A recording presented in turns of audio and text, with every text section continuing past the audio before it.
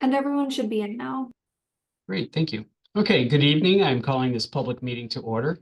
In accordance with the Massachusetts Wetlands Protection Act, MGLC 131, Section 40 in the Boston Wetlands Ordinance, Boston City Code, Ordinances Chapter 7-1.4, the Boston Conservation Commission is holding this virtual public hearing this evening on February 5th, 2025, to review the following projects to determine what conditions, if any, the commission will impose in order to protect the interests of the public and private water supply, groundwater, prevention of pollution, flood control, prevention of storm damage, protection of fisheries and land containing shellfish, and the protection of wildlife habitat. The public hearing will be followed by our regular meeting. And in accordance with Chapter 107 of the Acts of 2022, we are conducting this meeting online. To ensure public access to the deliberations of the Conservation Commission, the public may access this call through telephone and video conferencing. Additionally, the meeting is being recorded. If you do not wish to be recorded, please turn off your video. Members of the public may have an opportunity to ask questions and provide public comment on applications and discussions. To do so, please raise your hand or type in the chat in the application via the Zoom meeting platform. If you're calling in and cannot use the platform, you can raise your hand by pressing *9 and *6 to unmute yourself, or send your questions to staff via email at cc@boston.gov. For the record, I am Michael Parker, Chair of the Commission. Could staff please identify themselves? Elena Itamari with the Environment Department. Didi Hernandez with the Environment Department. Vivian De La Paz with the Environment Department. Okay, thank you. I'll call the roll of commissioners present. Commissioner Sullivan?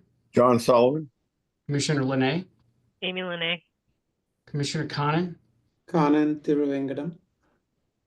Commissioner Richmond? Alice Richmond. Thank you. Commissioner Herbst? Ian Herbst. Thank you. Okay.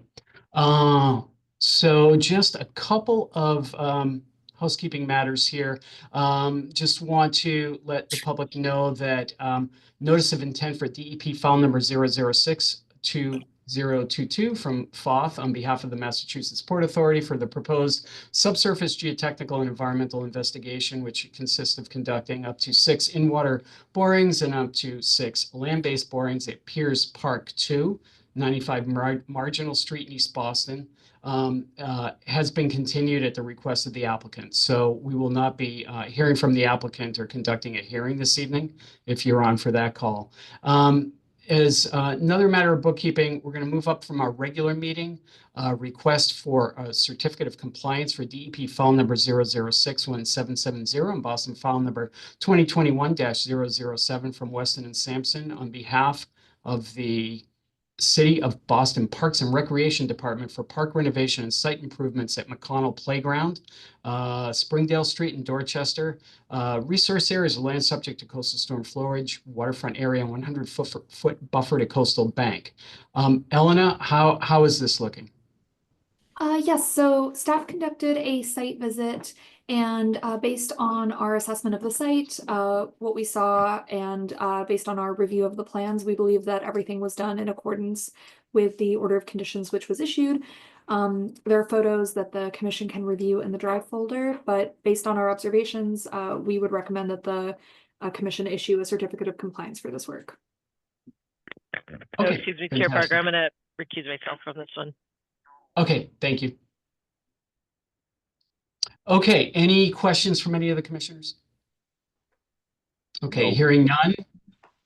Did I hear something? That was a no. That was a no, thank you. Chair Parker, we also have listed out the, there are some perpetual maintenance conditions, but we can ensure that those are recorded on the certificate of compliance. Okay. What are the numbers? Do you have them? Yes, the numbers are 46 and 52. Great, thank you. Okay, so with that, I would entertain a motion to issue a certificate of compliance with DEP file number 006-1770 and Boston file number 2021-007 with the perpetual maintenance conditions 46 and 52. So moved. We have a second. Second. Thank you. Commissioner Sullivan? Aye. Commissioner Conan? Aye. Commissioner Richmond? Aye. Commissioner Herbst? Aye. And I vote aye. That carries 5-0. Thank you. Okay, Commissioner Linay, you're going to be recusing yourself for this first one as well, right? This is McConnell Park again. That's correct. Yeah. Okay, thank you. Okay, next item on the agenda is notice of intent for DEP file number 006-2023 and Boston file number 2025-004 from Weston and Sampson on behalf of the Boston Parks and Recreation Department for the proposed widening of the existing batting cage located at McConnell Park, Springdale Street in Dorchester. Resource area for this is land subject to coastal storm flowage. Who's here on behalf of the applicant? Alex Gaspar here from Weston and Sampson. Great. And Kathy Baker Eclipse from the City of Boston Parks Department. Okay.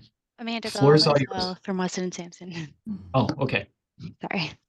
That's all right. Now the floor is yours. Great.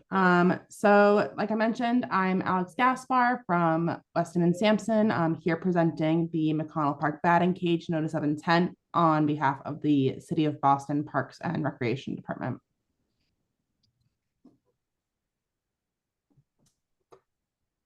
So as mentioned, I'm joined here today by Kathy Baker Eclipse and Amanda Gall, who's the project manager for the project. And I was the project environmental scientist, so coordinated all permitting efforts for the project.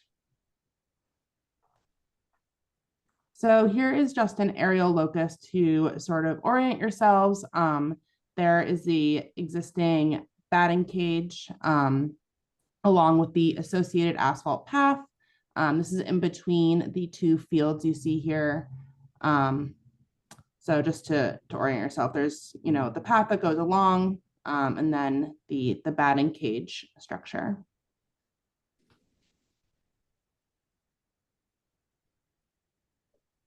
Just our topo map. So we have 93 immediately to the west of the site, and then Dorchester Bay as our resource area.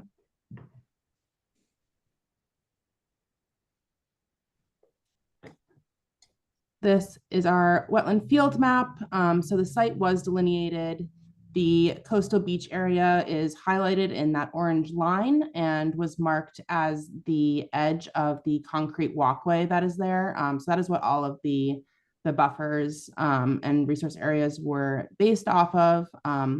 This site does not fall within any buffer zones. The only resource area on site is land subject to coastal storm flowage. So just a little background on the site. I believe you are all aware of the larger McConnell Park redevelopment project that was completed in July of 2022. The existing batting cage is around 14 feet wide and 70 feet long. And it has been determined that that is too small a size for the ages that are using the batting cage. So for that reason, we are proposing widening that cage a little bit just to better accommodate the coaches and players that are going to be using it.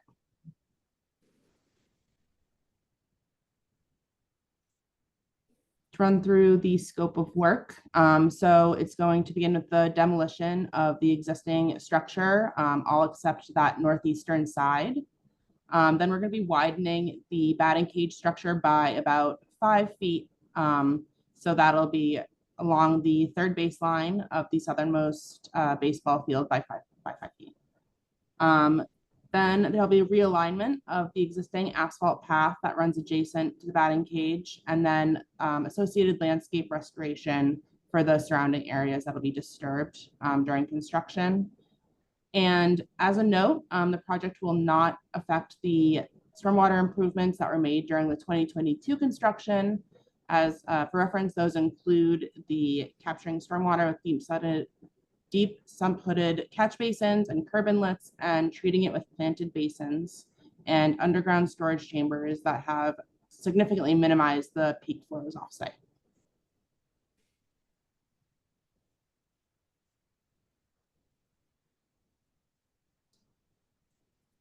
This is just a snip from the plans that were submitted as part of this project.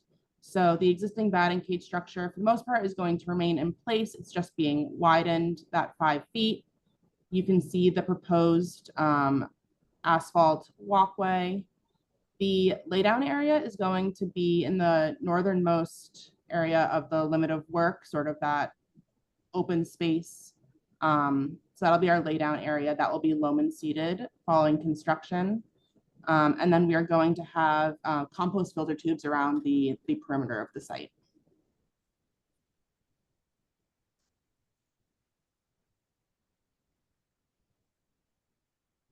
So for proposed impacts, as mentioned, the site falls entirely within land subject to coastal storm flowage. The project is not going to result in any change of grade or loss of flood storage. In fact, with the project, we will be decreasing impervious area by 2 square feet. So there is a small decrease in impervious area. For temporary impacts, it was about 4,500 square feet, and that is for the areas that are going to remain as the same material post-construction. And then the permanent impacts to account for those areas where the material is going to be changing. As mentioned, we're using proper erosion and sediment control. This includes inlet sediment control, compost filter tubes around the limit of work, and a construction entrance for the site. We did receive a DEP file number and received no comments back to date. But that is it. I'd love to open it up to any questions or comments. Great. Thank you, Alex. Just want to remind members of the public to provide public comment. Please raise your hand or type in the chat the application via the Zoom meeting platform. If you're calling in and cannot use the platform, you can raise your hand by pressing *9 and *6 to unmute yourself, or send your questions to staff via email at cc@boston.gov. Okay, Kathy, I mean, you're a detail person. And how did you miss that this shouldn't be 19 feet instead of 14? I'm just shocked. I know, I'm ashamed. So yeah, so after we opened the park, the community started using it. I really love the facility. Are really pleased to be right on the waterfront for their premier Little League field. But it was just determined that it would work better if the batting cage were wider. That way they could have 2 pitchers warming up or 2 batting practices. So they requested this widening. So we're trying to limit the impact as much as possible by keeping one side and just pulling the other one a little further away. Great. Thank you. Okay. I don't have any questions. Eleanor, what do you have on this? We don't have any questions either. We conducted a site visit at the same time as we conducted the site visit for the COC, and yeah, didn't have any questions based on that. Okay. Thank you. Commissioner Sullivan?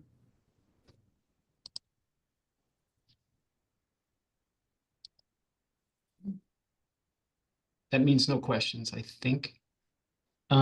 Commissioner Conan? No, I have questions. I don't know how to press mute. That's all. Oh, So now that I'm unmuted and talk to myself for a minute, I'll talk to you.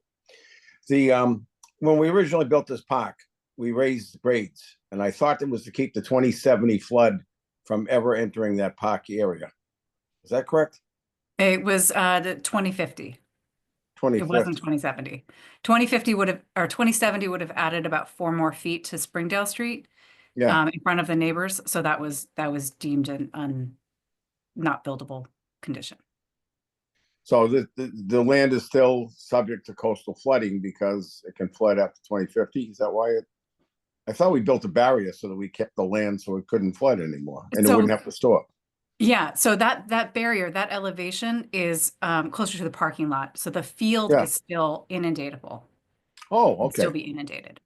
Yeah. All right. And all the green infrastructure that you guys built, is that still working, or did we build it and it died? Seems to be working. Seems to be working. We are we're going to be revisiting our maintenance protocols this spring. So we'll be checking all of that and making sure that everything is functioning and reestablished if we need to. So yeah, okay. And you must be a basketball fan because you clearly don't know what a batting cage does. So leave it at that. That's all I have. I'll plead the fifth. Thank you. Commissioner Conan? Thank you, Chair Parker. Kathy, I liked your description of keeping one side where it is and pulling the other one further away. But earlier, the term used was demolishing. So I'm just curious, because, all of this has embodied carbon. Is it really demolishing or moving, or what is it? I think demolishing was maybe a little dramatic, but yeah, we are leaving that side and just pulling out the other. I see. And I think if we Thank you. can, if the contractor is careful enough, there may be an opportunity to reuse some of the existing materials in different location, but just being realistic with sometimes construction doesn't go all the way you want it to. But there is definitely cost savings in just relocating some of the posts. Yeah, dollar saving, also carbon saving, right? Because Yeah. demolishing and throwing stuff away costs a lot of carbon. So yeah, if there is a way to make that intention clear to the contractor, they can even think about it and plan it. Otherwise, they may not, right? Great, thank you. Yeah. That's all, Chair Parker. Okay, thank you. Commissioner Richmond? I don't have any questions. I'm delighted the batting cage is getting bigger. Great. Me too. Commissioner Herbst? Nothing from me. Thank you. Okay, thank you. Ellen, I don't see any raised hands. Do you? Did we get any emails? I do not see any raised hands, and we did not receive any emails. Okay, thank you. So with that, I would entertain a motion to issue the order of conditions and close this public hearing. So moved. We have a second. Second. Thank you. Commissioner Sullivan, Aye. Commissioner Conan, Aye. Commissioner Richmond, Aye. Commissioner Herbst, Aye. and I vote aye, so that carries 5-0. Okay, thank you. We'll all be out there to do a little batting contest in the spring. I'm going to hold you to that. Thank you. Okay, But my I don't money's play on. basketball. It's baseball. That's not looking good for your chances right there, that comment. So I'm betting on Commissioner Sullivan. Actually, Commissioner Herbst. But anyway, thank you. Oh, wait a minute. I played baseball. Oh boy, I know I should not have said that. Okay, Yeah, well- even money on everyone. Okay. Okay, sorry. Okay, next item on the agenda is notice of intent for DEP file number 006-2024 from Green International Affiliates, Inc. on behalf of the Massachusetts Port Authority for the proposed installation of a water distribution system within existing access roadways located at Connolly Container Terminal, 700 Terminal Street in South Boston. Resource areas are designated port area land subject to coastal storm flowage and 100-foot buffer to coastal bank. Who's here on behalf of the proponent? Hello, yes, my name is Oksana Fartushna. I'm here on behalf of the proponent, Massachusetts Port Authority from Green International Affiliates. With me here also present few people. We have Chet Myers from Massport, Sarah Ray from Massport, and also Brian Stackpole from Stantec on the designer side, to be sure that we can answer any questions that we may have. And I would like to invite Chet Myers to introduce the project first. If you can share the first slides with the, yes, with the, probably the next slide is better, with the project locus. Yes, Chet, are you here?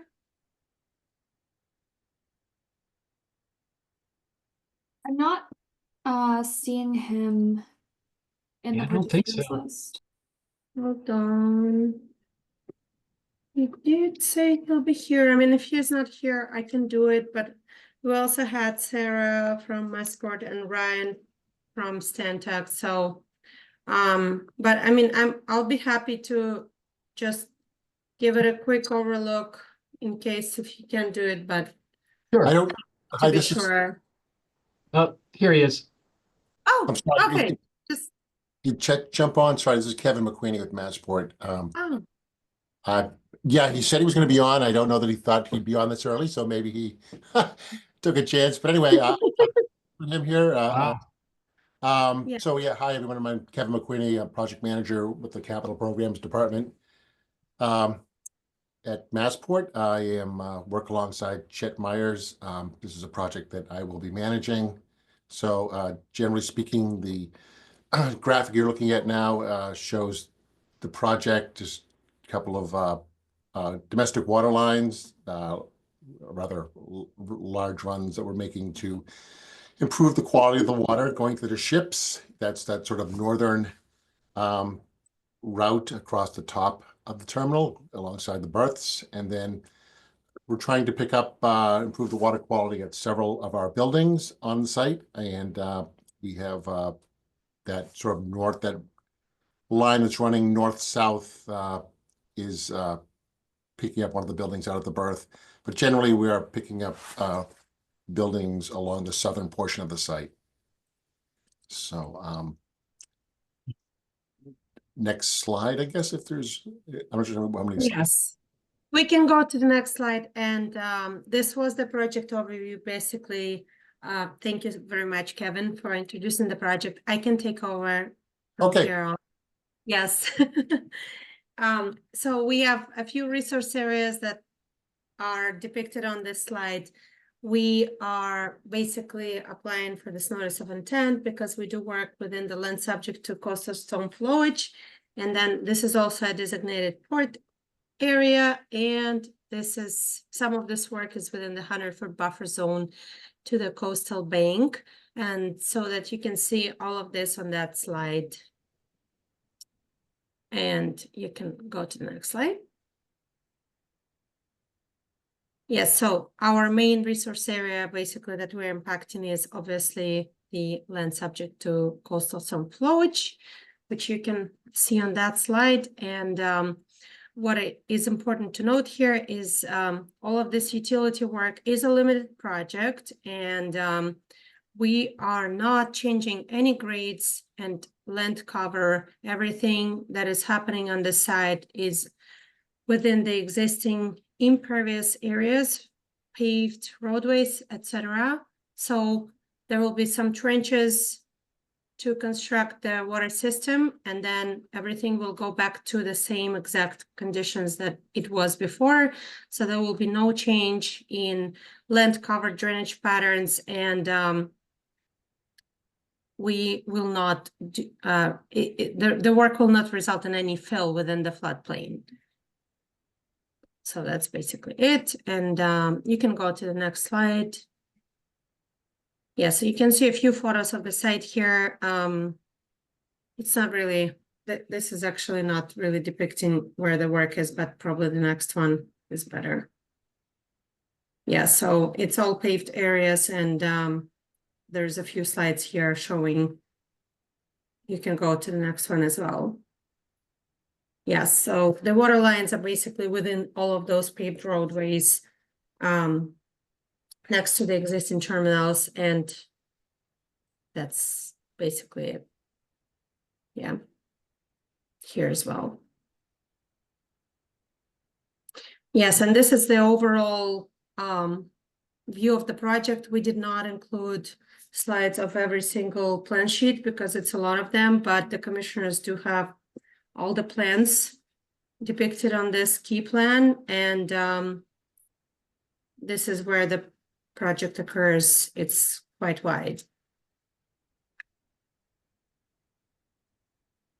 And we can get to questions if we have any. Okay, great. Thank you, Oksana.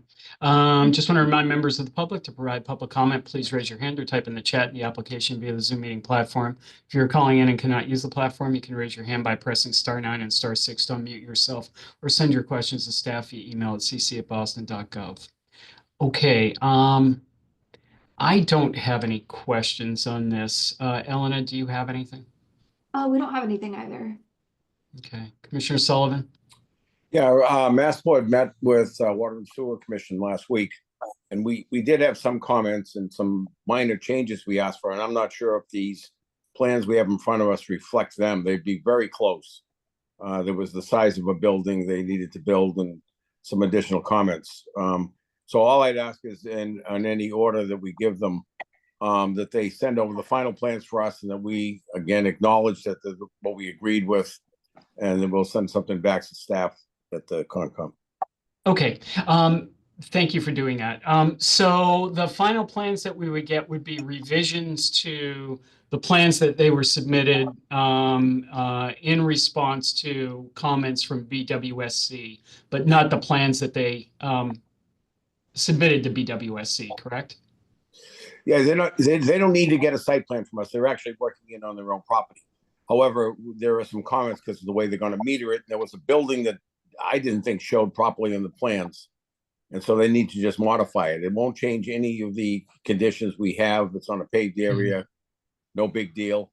It's just that there will be final set of plans. And I would ask the consultants if they understand that. Chet was at the meeting. And they had agreed to it. And I think it was Stantec. I think Brian may have been there. Yep. Yeah. And so the primary change there was the size of the meter for the and the connection there. Yep. So that would have, the enclosure size is staying the same as shown on the plans. As far as an impacts and, excavation limits, it's, pretty minor. Right. So if you could just revise those, get them to us, we could fire the letter back over to staff and submit the plans that way. So we know it's the final set of plans. Okay. Thank you. Okay. Commissioner Linay. I had a question. The drawings refer to excavation material being stockpiled in the staging area. And I wondered I wonder how long you think those will be stockpiled and if they'll be covered over during that time. So generally speaking, the contractor is opening up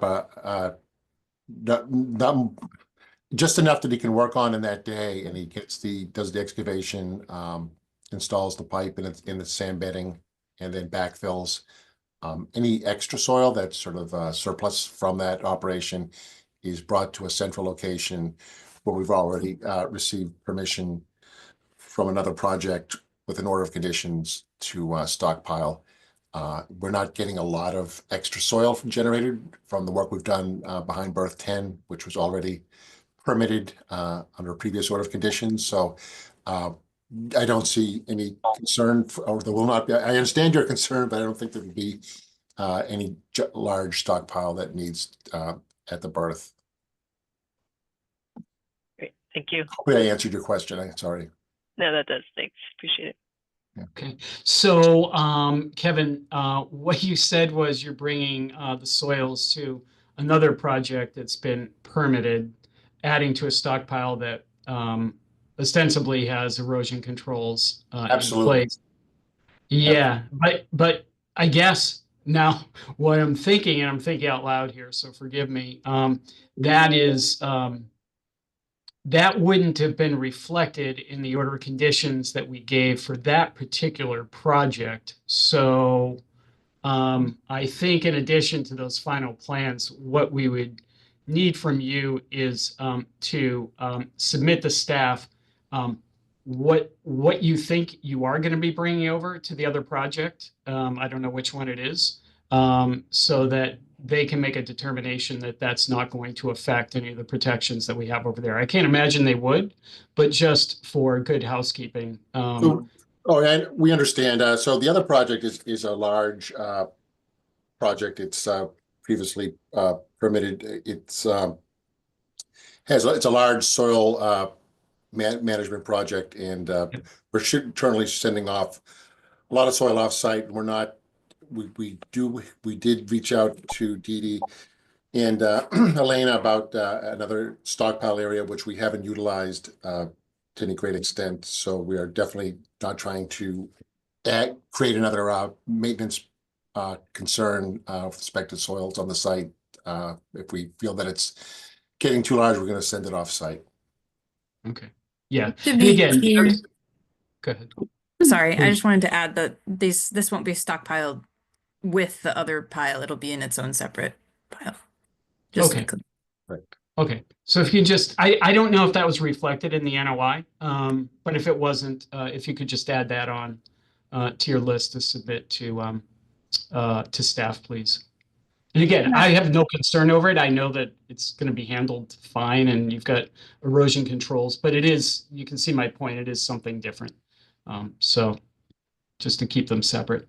Okay, go ahead. Yes, Chair Parker, it was actually depicted on the figures on the NOI. Previously permitted stockpiling area is depicted on the figures in a different color, showing that this will be reused for this project. Oh, okay. So it's in this NOI filing.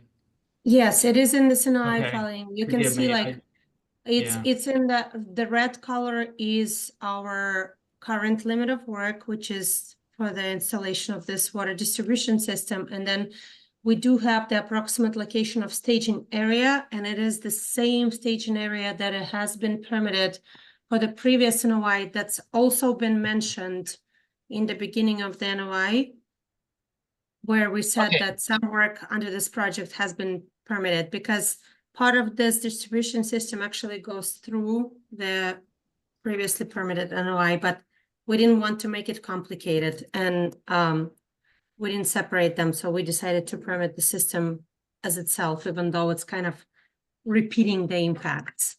Okay, no, that's perfect. As long as it's reflected somewhere that that's the protocol. Yes, Yeah. it is there, yes. Okay, then that's fine. Okay, thank you. Commissioner Conan. I think Chet is in the waiting room, by the way, if anybody's curious. It's too late.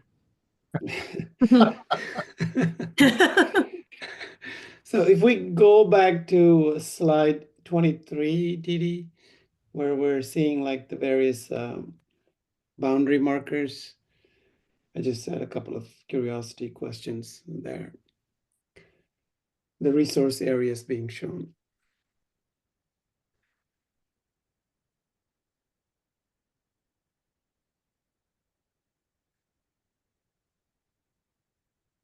Elena or Didi, can you go back to the resource areas slide, please?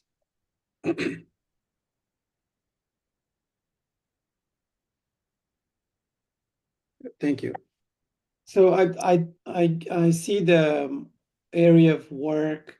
I mean, one question I had here is the staging area. We just talked about it. It seems awfully small for this amount of square footage, and then I imagine cubic footage. Is that an incorrect assessment? No, yes, we have an answer for this, because the area of work that you can see in red with the installation of the water main, that area already includes the area of stockpiling required to install the water system. So basically, it's not just the area of the main, it includes a little bit of extra impact, and that area is actually included in our Form 3 for the impacts within the land subject to coastal storm flowage.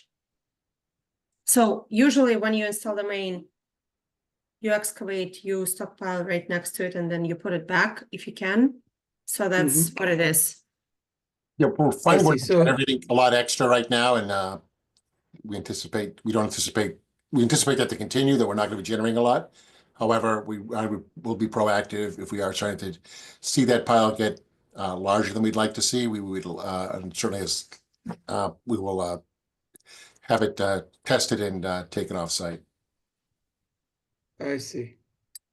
Okay, thank you. And I didn't quite, I mean, this may just be me trying to understand where the designated port area line is. It's not marking the area, but it's just marking, there's just one line, the DPA line.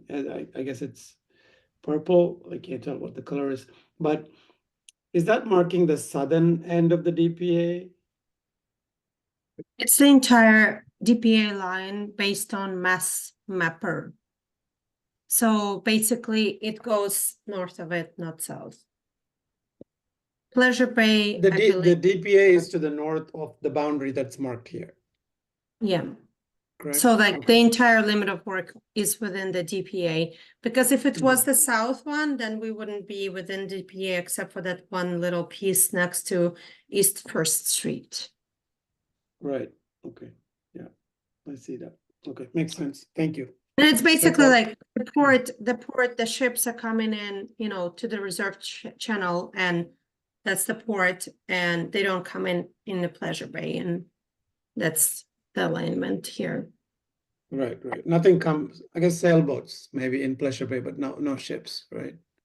Yes, but the designated port area is usually associated with, commercial activities. Right, yeah, got it. Thank you. Thanks, Jeff. Mostly windsurfers in Pleasure Bay. Right. I've seen some surfing there. Yeah. Okay, great. Thank you. Yes. Commissioner Richmond? I don't have any questions, thank you. Okay, thank you. Commissioner Herbst?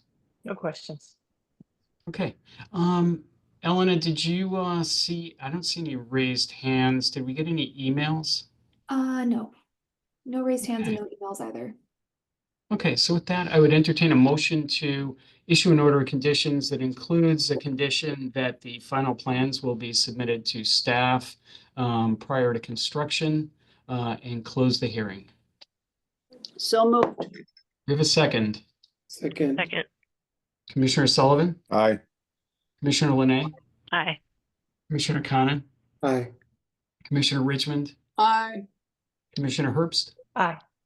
and I vote aye. That carries 6-0. Okay, thank you. Thank you. Thank you very much. night. Next item on the agenda is a request for a determination of applicability from EBT Environmental Consultants, Inc. on behalf of Eduardo's Auto Body, Inc. for the proposed demolition of an existing building addition and invasive plant removal at 200 William McClellan Highway in East Boston. Okay, who's here on behalf of the proponent? Glenn Krawalski from EBT Environmental Consultants, Inc. Okay, anyone else, Glenn? My clients might be online. I did call them and inform them that it was taking place tonight. I haven't heard back from them. That would be Carla Pereira and Andrea Pereira. Okay, so before we get going here, we have a few questions. Yeah, I don't see them on the line. Thank you. Anyways, so I have a few questions. Looks like we have an unpermitted structure here. That's correct. That's number one. And from my review of it, it's looking like we're headed towards a enforcement order regarding this structure. Number two, Glenn, there's a lot of work that's being done in very close proximity to our resource areas. So, just tell you right up front, the way I'm looking at it, I'm not viewing this as appropriate for an RDA. But I invite you, first of all, to talk about the unpermitted structure and then make your case as to why you think an RDA is appropriate here. A negative determination of applicability, I'm sorry, is appropriate here. Thank you. Yes, sir. Yes, we did find out through more research that it is unpermitted, and there had been a building there in the past. I believe we sent it to the conservation just recently. We saw it from 2017. A 15 by 32 building was on that site prior to the Pereiras leasing and then buying the site. The building that they put up unpermitted is 45 by 25. Your staff might have that aerial flyover that we sent in with the old building on it. I'm not sure if they can show it. Yeah, I'm not sure it's in the presentation, but it's yeah, in our we can- files, so we've seen it. Yeah. Okay. So yes, they took down the old building and they put up this larger 45 by 25. We filed an RDA to remove the full building, filed with the asbestos, rats, and all the demolition, other requirements that the city has to remove the building. So we did anticipate, and we mentioned through an email today that we felt also that an enforcement order would be appropriate that would just say remove the structure. But we have an RDA in place, so sometimes we have enforcement orders that require us to file a notice of intent or an RDA. We're not going to remove the pad under this RDA, so we weren't touching the ground, and it was just a removal of the building to satisfy MBTA, because half the building, a portion of the building, good half, is on MBTA's property, and they're looking for us to get it off their property. There is a 10-year lease that MBTA gave the clients just recently within the last year, but part of the project or part of that agreement is to remove the building. So without touching the ground, the dirt, we felt that this would be appropriate because, as we all know that if your work will affect the resource area, you shall file a notice of intent. We do want to go forward with proposing a building. We have a draft from the architect, and that new building would be on the roadside of the existing structure adjacent to this unpermitted building. And in that process, through that notice of intent that we clearly intend to file, we would show maximum extent practicable stormwater. We would show the removal of the concrete pad this present building unpermitted is sitting on. And we proposed and we did discuss this with your three staff people at, I believe it was Thursday, site inspection 11:15, that we would propose mitigation at the top of the slope. The MBTA property was a rail line, and that rail line was being used by Desi, the previous auto body people, and they continued to use it, the Eduardo auto body, and it was ballast and slag. And in fact, just I'll call it east of us, or towards the ocean, we still have some rails, steel rails, and track line, or the creosote tracks of which the track lays on. So it is a degraded riverfront area. This is still part of the river, the 25-foot riverfront in the city, and it is part of your land subject to coastal storm flowage. By removing this unpermitted building, we would, without touching the dirt, we felt that that would be appropriate for an RDA, because we're not, but again, we would take, and some negative determinations do have conditions which would require us to go forward with, potentially to go forward with the notice of intent for the new building, remove the concrete pad, again, do some planting along the top of the slope. This is when they built the railroad, they filled in part of the Chelsea River, and the large boulders, I'll say 4 to 5 foot in diameter, they utilized. They came up with approximately a 1-to-1 slope, and then the railroad was at the top of that slope, and that's the MBTA, again, ownership portion. And we would propose to plant salt-tolerant species up there. Presently, we have a black cherry, choke cherry, staghorn sumac, sweet crabapple. Other salt-tolerant species would be red cedar, could be another one that comes in. We did propose, or we did discuss, removing any exotic invasive plants that are up there, ailanthus, oriental bittersweet, and there's some multiflora rose. So we would propose to do this work in conjunction with, again, that notice of intent. But again, this one we felt was a fairly simple application to just remove the unpermitted building, without touching the dirt. Okay, understood. So who demolished and put up the new structure? Is it your client or the It would have been our clients well before I got involved with the project. Okay. And I found this out. Okay. Did you have any slides here that you wanted to go over?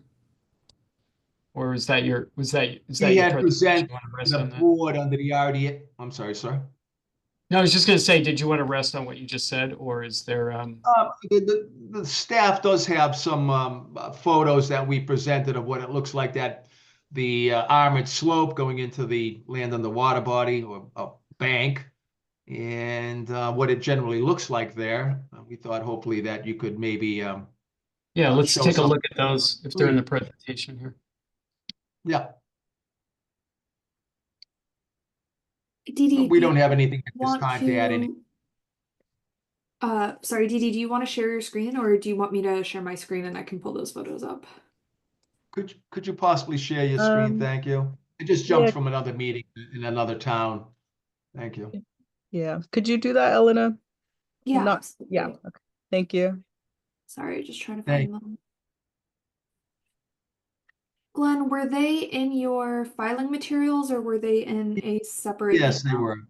There was two photos of that area. Sure. So are these, Elena, are these in our Google Drive? They These should be part of a if they're presentation part that of you have the- ready? If they're part of the filing, let's see, they're on page 20 of the filing PDF. Okay. Thank you. Okay. Okay, well, we have them in our file. I was asking, I thought maybe you had a presentation here, but it doesn't sound like it. Okay. Before we go on here, I just want to remind members of the public to provide public comment. Please raise your hand or type in the chat in the application via the Zoom meeting platform. If you're calling in and cannot use the platform, you can raise your hand by pressing *9 and *6 to unmute yourself, or send your questions to staff via email at cc@boston.gov. Okay. So again, I've made my feelings known on this. I do think an appropriate avenue here is an enforcement order, and I would much rather see an NOI for this work. I think we would have to condition a negative determination of applicability very heavily here. And given the past history and the amount of work that's needs to be done here, I'm uncomfortable letting this go as a negative determination. With that, I'll go to Commissioner Herbst first for her comments here.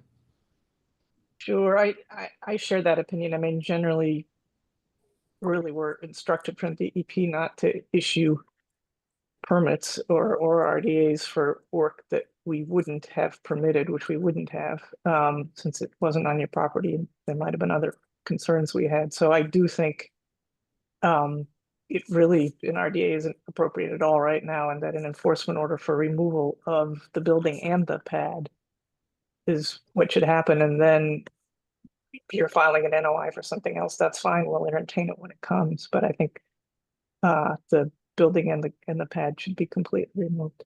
Thanks. Okay, thank you. Commissioner Sullivan?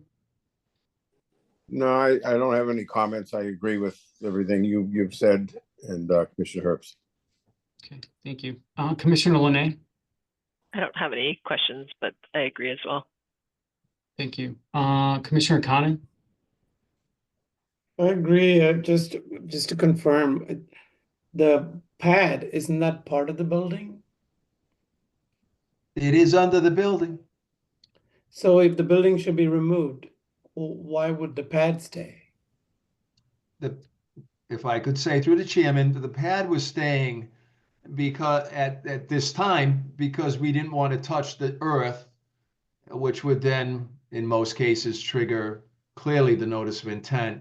The pad was going to be coming out during the notice of intent for the new building, and we were going to also add the mitigation in under the new notice of intent. Thank you. I see. Thank you. Thank you. Commissioner Richmond? I don't have any questions. Thank you. Okay. Elena, did we get any hands raised? We did not get any hands raised and no emails either. I did just want to take a moment to clarify. So if we were to issue an enforcement order, if the commission chose to do that, would the condition, or I guess, would we go about it in a way where the enforcement order would require a new NOI to be filed for the removal? Commissioner Herbst, you're shaking your head no. I am shaking my head because this work is simply a violation that should be removed. If the applicant can propose anything they want after that's done. So no, in my view, you wouldn't require that they file an NOI because it's up to them if they want to build something in the future. I would say that I noticed in the agreement with the MBTA that they have a requirement that the owner provide very specific plans about how they're going to do the work. And I think as part of the enforcement order, that's what we want to see, before it actually happens. And is there, this is different from other enforcement orders that I've issued, so I just want to make sure that I go about this in the way that the commission wants to see it happen. For any conditions related to this, for the conditioning the building removal or the foundation removal, are there any details on that we'd want to include? I'll go ahead if that's okay. I guess what I was suggesting is that they should be required, basically use the language that the MBTA requirement of exactly how they're going to do it, and that our language should say it needs to be we then need to approve that, but that we think that's safe and appropriate to do with some kind of time deadline to get it done. Yeah, agreed. Would they come back to the commission for that, or would that be commission staff reviewing their means and methods?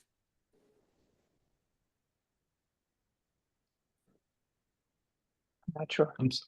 Yeah, I generally, we handle enforcement orders through staff. This is a little different.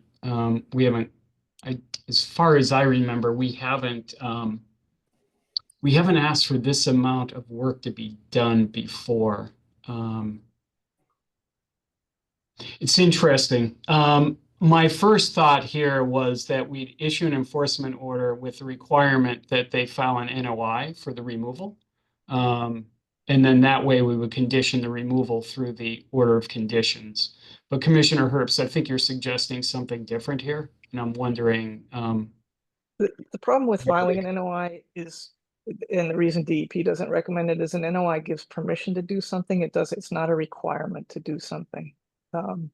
So they could get their NOI and not do it.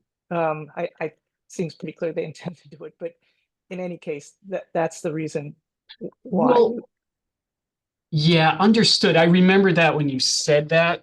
I thought that what we did, because as you say, the NOI, they don't necessarily have to do it. They have 3 years to do it. They might not do it. I thought that the enforcement order would be written in such a way that it requires the work to be performed under the NOI. So we've got a separate mechanism outside of the order of conditions that says two things. One, you have to do the work. Two, it's actually three things. Two, you need to come in with an NOI to show us what you're doing so we can condition it in the way that we would like to. And three, you have to complete the work by a certain amount of time, which we would probably also put into the order of conditions to bootstrap it.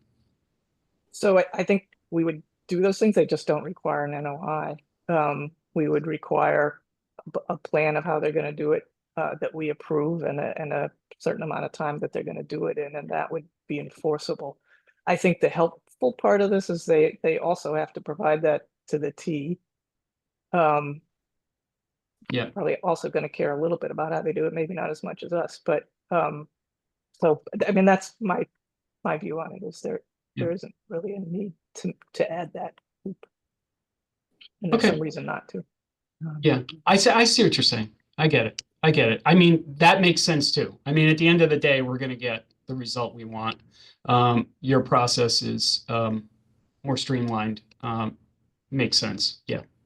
Okay. Thank you. Okay. So I guess with that, I will try to craft a motion here. And I think the motion is to issue an enforcement order to the applicant here to remove the unpermitted structure, including the pad. And what do we want to put in there? So we would like to see the plans within a certain amount of time. Where is he? Glenn? Yes, sir. How long would it take, if you're working speedily, to get us the demolition plans for the building and the slab? Thank you, sir. I believe we're there now, but I would ask for no more than 6 weeks. I believe we can have everything in your hands within 1 month. I am working with engineers here out of Oxford, where I am on this New England Land Survey and Topper Engineering. So we're very well prepared, I believe, with possibly just a small amount more information. Basically, it would be the pad removal and then the stabilization of the ground under the pad. So more mitigation along the on the Chelsea River side of the building as far as erosion controls to ensure entrenched silt fence, wattles, and then stabilization of that dirt. So if I could get, I don't want to push, this has been here for a little while, but if I could have 6 weeks, I believe that would be more than sufficient. And then possibly they're ready to remove the building now. So I would say that within, if I'm not pushing this too far out, that within the next 3 months, the building's fully removed. I think it's going to happen a lot sooner than that if the commission allows. But that does get the clients a little time. They're ready. They're not using the building. It's already been, as far as the investigation for the asbestos and the rats and other permits. I believe we have all permits except for one from Boston, from the city of Boston, and that should be any week now. So we can, I believe we presented much of that to you already, and it's just a little bit more revision to the plan for the pad coming out and the erosion controls. Thank you. Okay, so we'll say the plan in 45 days, and included in the plan will be the timeline for the demolition, and we'll put that within 3 months as well, at least for now. Let's put a placeholder there for that. And so that's the first order of business, is a motion on the enforcement order with those details. Could I just ask one question? Sure. I know that I recall that there's a deadline from the MBTA to have this removed. Do you know what that is, Mr. Kubaski? It has fluctuated. They've been working with us. They have been tolerant with the length of time. If I could get back to staff tomorrow, we will contact and I'll review the paperwork one more time. But I okay, I just thought it's. I know I read it. Yeah. It's in our file, so I thought that might give us an outside by which we kind of know it has to be done. Pretty soon, sooner than later, but we'll relook it up too and highlight it in the document and just send it back to staff anyway. So the staff might already have it in their hand. I don't have that point in my hand. All right, I'm trying to find it. Yeah. I mean, I think we can put the placeholder in with our dates, and if we have to amend this based on information that we get from the T, thank you. We can certainly do that. Okay. Thank you. Okay, do we have that motion? So moved. Thank you. Do we have a second? Second. Thank you. Commissioner Sullivan? Aye. Commissioner Linay? Aye. Commissioner Conan? Aye. Commissioner Richmond? Aye. Commissioner Herbst? Aye. And I vote aye. That carries 6-0. Okay, now we have to dispose of the request for a negative determination of applicability. So with that, I'd entertain a motion to issue a positive determination of applicability. I'm not sure if that suggests that they should file an NOI, which we just told them not to do. Yeah, I think that, You'd be but better off withdrawing it. no, I actually think since we've called it and they've made a request, we're on a timeline here that I'd like to extinguish. Yes, Glenn. Is it possible to, I know we've opened this hearing, but we're at this point, if we could withdraw the RDA. That would be perfect. We will do that tomorrow. Okay, better. We'll state it tonight, but we'll send formal paperwork tomorrow. We'll formalize it tomorrow. Okay, I appreciate the cooperation on that. Yeah, because otherwise, you know what I'm saying? We've got a deadline to act out there that I don't want to miss. We appreciate Boston Conscom. Thank you. Okay, thank you. Thank you very much. Anything else? No, I think we're good. Thank you very Okay. much. It's been a pleasure being in front of you. Thank you. Great, thank you, Glenn. Good day. Okay. So that was the first one, enforcement order for removal I think we've done. So we've waded through the details, and so we learned something tonight. Okay, next item on the agenda is the fact that there have been several continuances. So continued as notice of intent for DEP file number 0061996 and Boston file number 2024-021 will now begin our regular meeting. First item on the agenda for that is a request for a certificate of compliance for DEP file number 0061942 and Boston file number 2023-031 from HDR on behalf of the Massachusetts Port Authority for the pavement rehabilitation of a 3.44 acre portion of the Conley Terminal Container Yard, 700 Summer Street in South Boston. Resource areas are land subject to coastal storm flowage, designated port area, and 100-foot buffer to coastal bank. Eleanor, what do you have on this? Yes, so staff conducted a site visit on January 31st.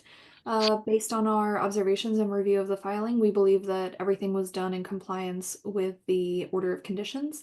Based on that, we'd recommend that the commission issue a certificate of compliance, noting the perpetual maintenance conditions 57, 62, 72, 80, 81. Okay, thank you. Any questions from any commissioners? Okay. Hearing none, I would entertain a motion to issue a certificate of compliance for DEP file number 0061942 and Boston file number 2023-031 with the perpetual conditions that Elena had read into the record.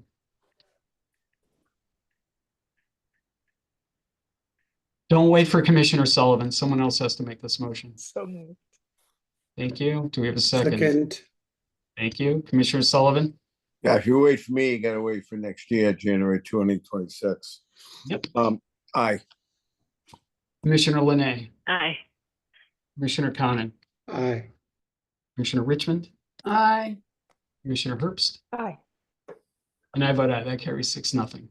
Okay, next item on the agenda is a request for a certificate of compliance for DEP file number 0061998 from Fort Point Associates on behalf of the Boston Harbor Shipyard and Marina for the demolition of Building 17 and associated utility cutoffs and caps located at 256 Marginal Street in East Boston. Resource areas are land subject to coastal storm flowage and 100-foot buffer to coastal bank.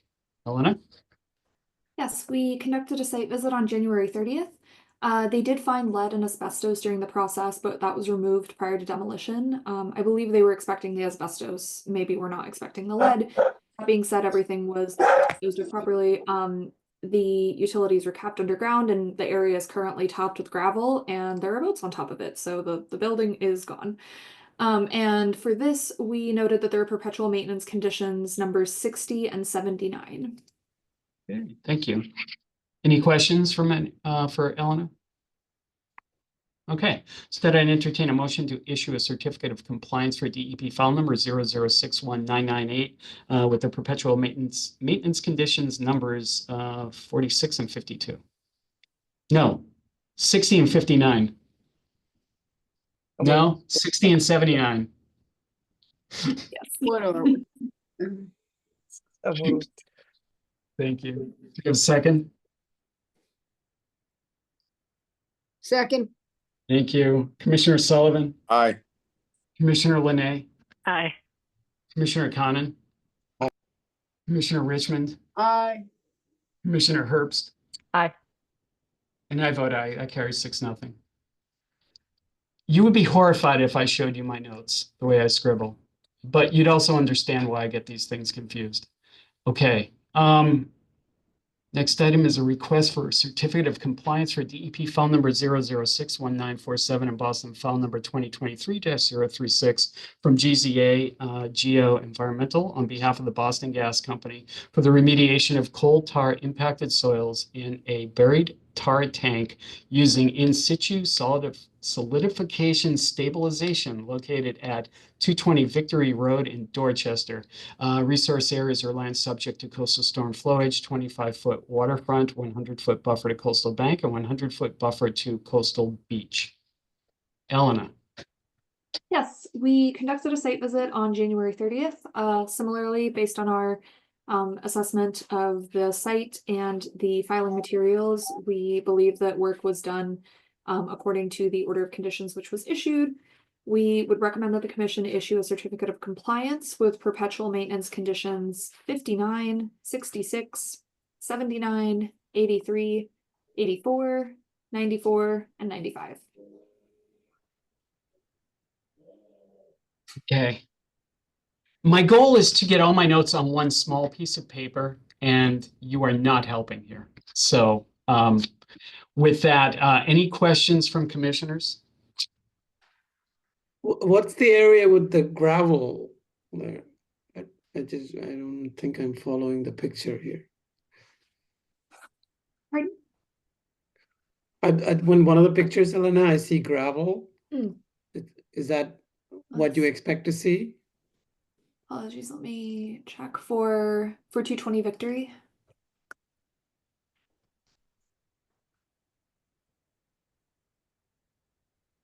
Yes, that was everything that we saw on site appeared to be where it was supposed to be. Okay, then. Thank you. Okay. So with that, I would entertain a motion to issue a certificate of compliance for DEP file number 0061947 and Boston file number 2023-036 with the perpetual maintenance conditions 59, 66, 79, 83, 84, 94, and 95. So moved. Second. Thank you. Commissioner Sullivan. Aye. Commissioner Linay. Aye. Commissioner Conan. Aye. Commissioner Richmond. Aye. Commissioner Herbst. Aye. And I vote aye. That carries 6-0. Thank you. Okay, Elena, administrative updates. Yes, we have one administrative update. We issued an administrative approval for work at 12 Channel Street in the South Boston waterfront.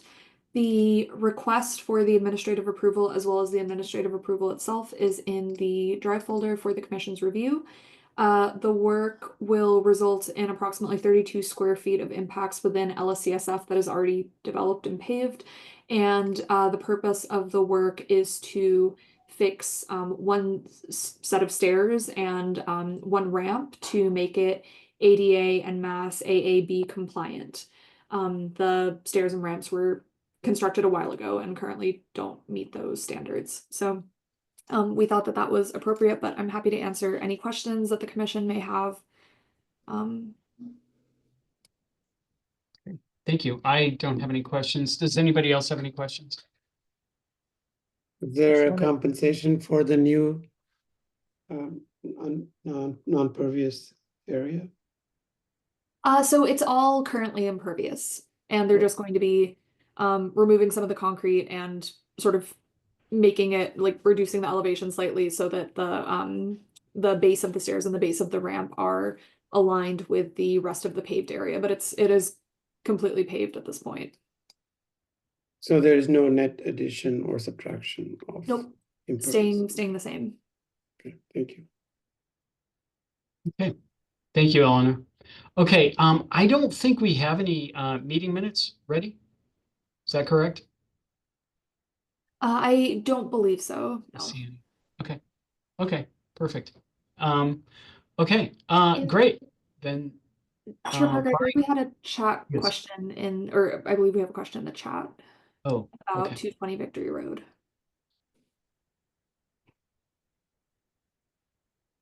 What are you talking about spill at 220 Victory Road? This is John. Elena, do you I know don't anything? I don't know about a spill at Victory Road, but we were conducting a site visit to assess whether the project, which was permitted before, which was for the remediation of coal tar impacted soils, whether that work was done according to the permit which the commission issued, I believe in 2023. Okay, thank you. Okay, so with that, I'd entertain a motion. Actually, I don't even need to entertain a motion. Let's do it by acclamation. Motion to adjourn. Yay. Thank you. Yay. Okay, thank you. Good job. Everybody have a Thanks good all. night. Take care. Good night. Bye-bye. Good night. Good night.